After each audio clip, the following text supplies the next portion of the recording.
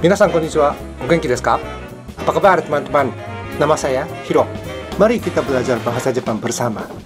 Sa, それでは始めましょう.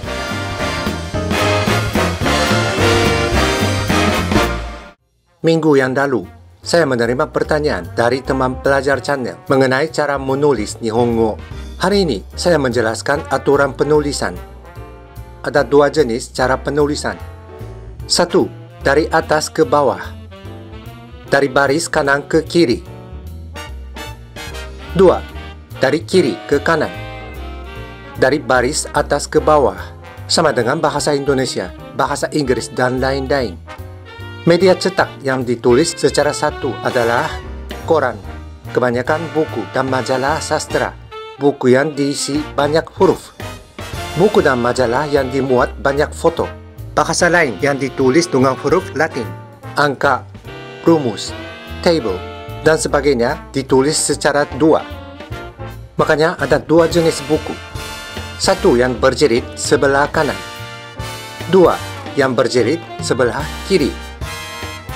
Halaman buku, peji, dari bahasa Inggris. Kanji adalah ini. Inti huruf ini adalah kao, wajah, muka manusia atau binatang. Kanji kao juga punya huruf ini di sebelah kanan.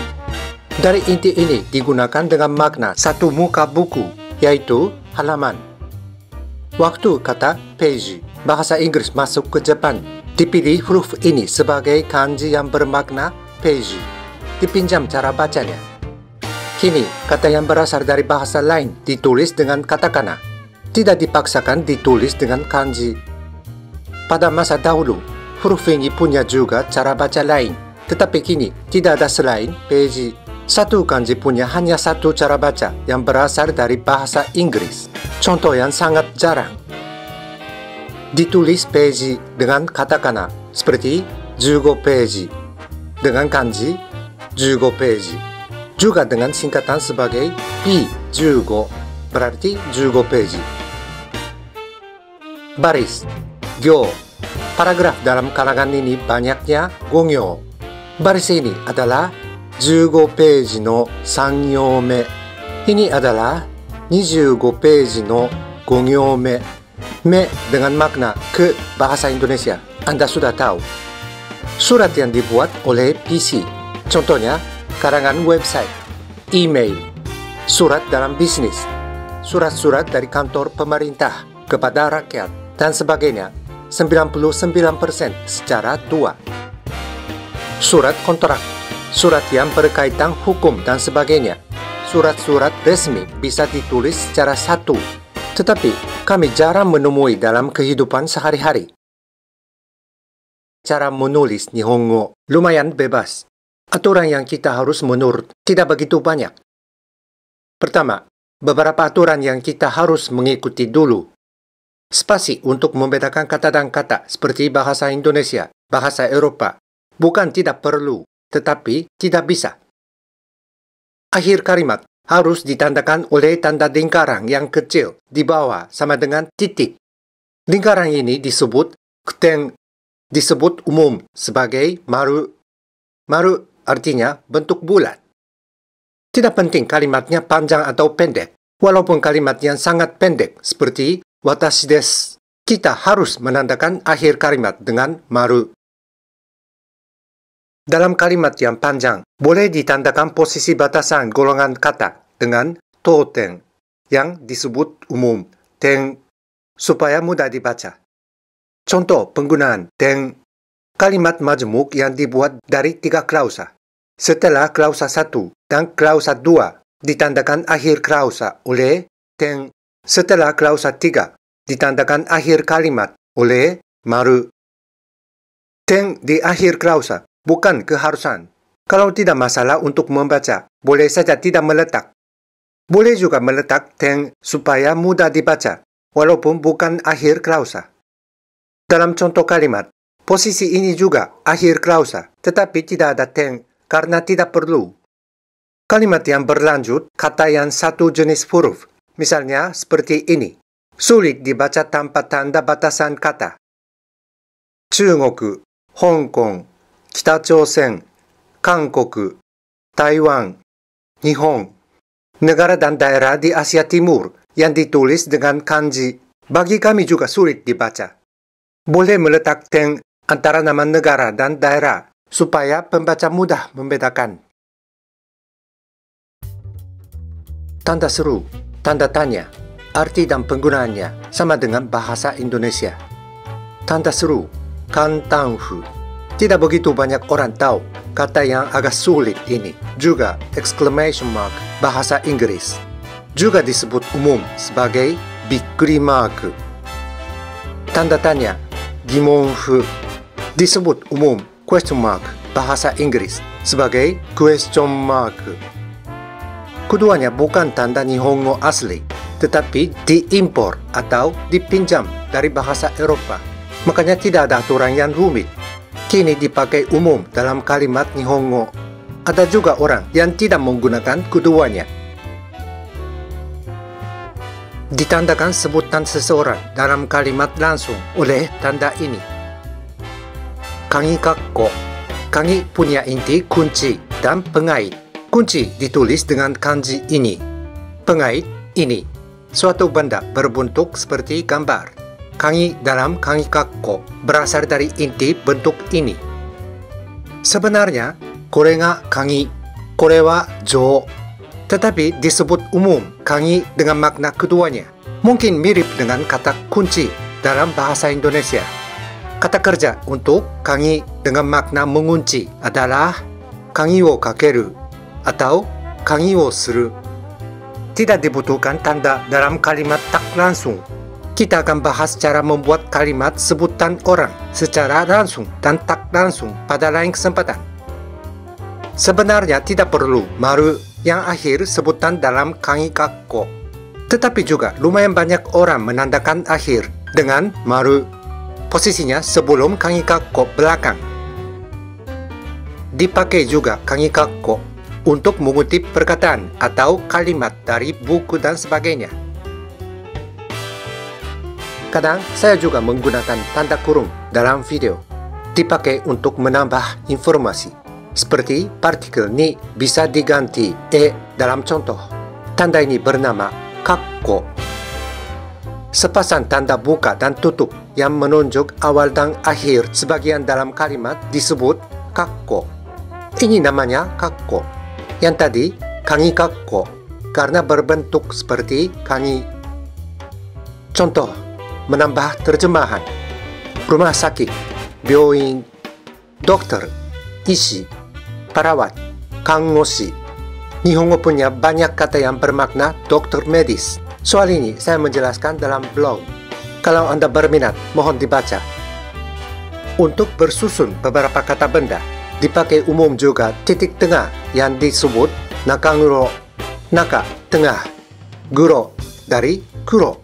Berarti warna hitam. Contoh, negara ASEAN. Penggunaan nakaguro dan ten lumayan fleksibel. Berbeda tergantung penulis. Dalam contoh ini, ten bisa diganti nakaguro. Contoh ini jelas maksud penggunaan dua tanda. Nama sendiri dan marga ditandakan oleh nakaguro. Dibagi nama lengkap dua orang oleh ten. Kalau bertukar nakaguro dan ten menjadi kacau. Menerangkan tiga orang, yaitu Joko, Widodo, Barack, dan Obama.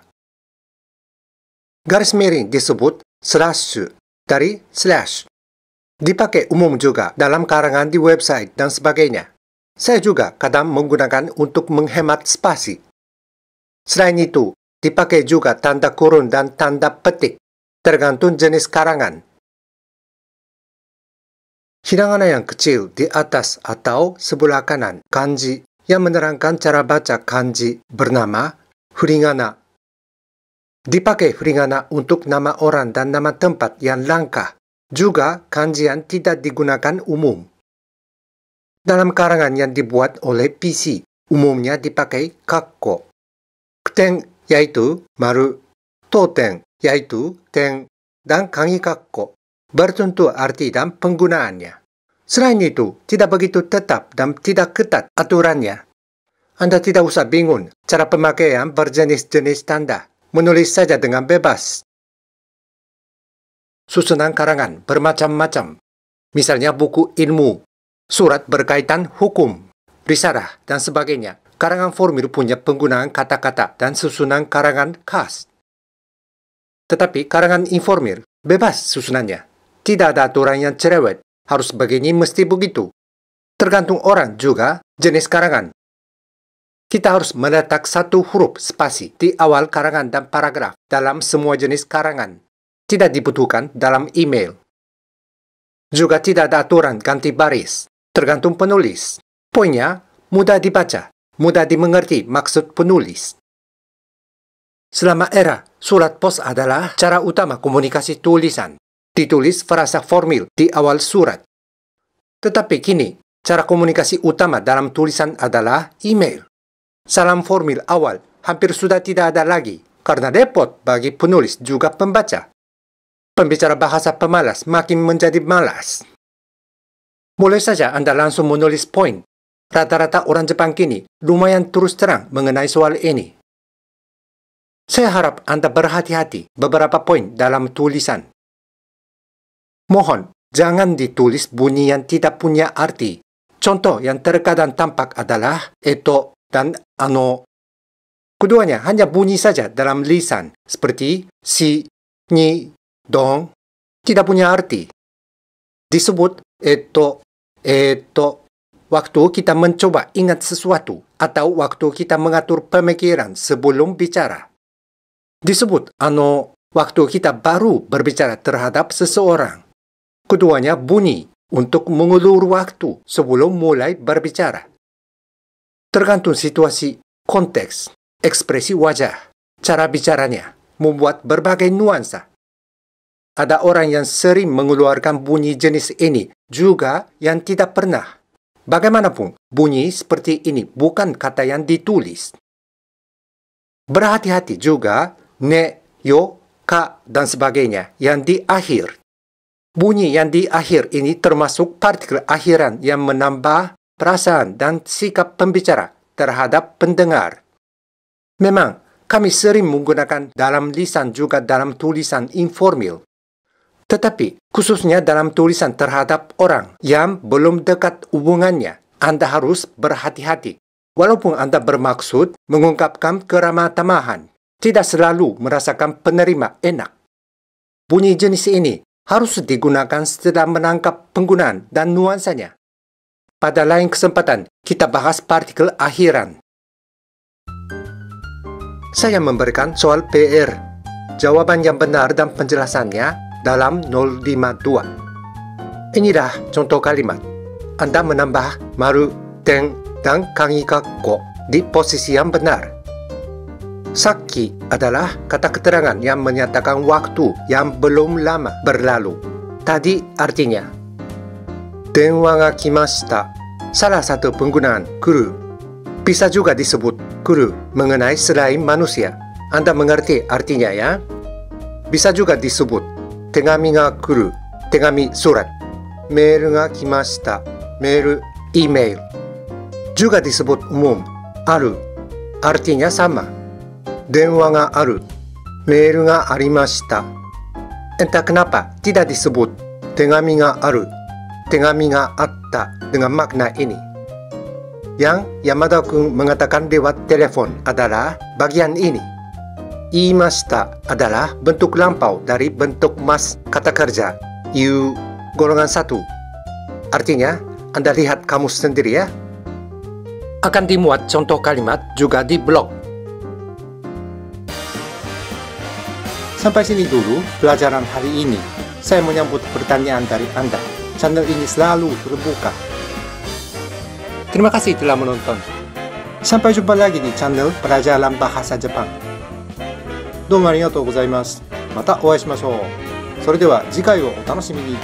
Don't miss it!